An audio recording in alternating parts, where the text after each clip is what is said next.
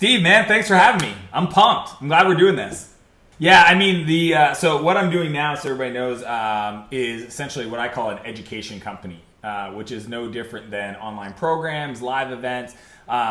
There's actually a pretty if you go to danmartell.com/what's next, I actually wrote a lot about it, and I even started the blog post talking about how to make those decisions, because I've been in the fortunate position, which sounds crazy but is actually quite tough, to have to decide what are you going to do next multiple times in my career.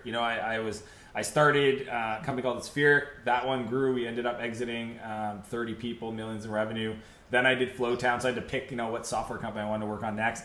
Moved to San Francisco, did that, raised venture. Then I did Clarity, which was a totally complete software company. It was different. It was a marketplace. And then after that, which most people thought I would be either another build another tech company or do more angel investing or become a VC, I decided to actually, in some people's eyes, go step back and do information educational products. But the truth is what happened was about last February, after I sold my company Clarity, moved to San Diego with the family, wanted to take a year off and do nothing. I got inspired by being around some incredible entrepreneurs. I started a YouTube channel to kind of document some of my beliefs and ideas around building a business and living life for my boys. I've got two young kids that are 2 and 3 years old. And that just parlayed into a community. So I grew my email list to over 10,000 people in 6 months. And I was like, I got to do something. They're sitting there going like, why are you putting out all this content? And it started with a group coaching program that I thought was pretty neat called the Lead Entrepreneurs.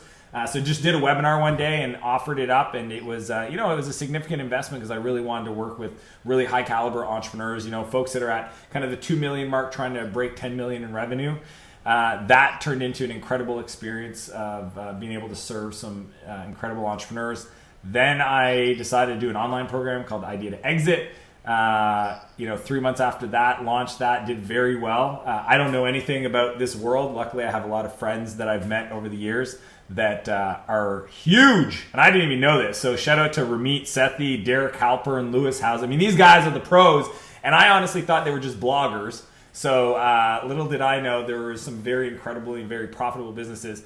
And then I've just kind of reinvested all that revenue into marketing and just really trying to get my story, my personal story out there and some of the beliefs I have. So I do that through quote cards, my weekly YouTube videos, free webinars. So my free content is, my mission was always to make it better than most people's paid stuff.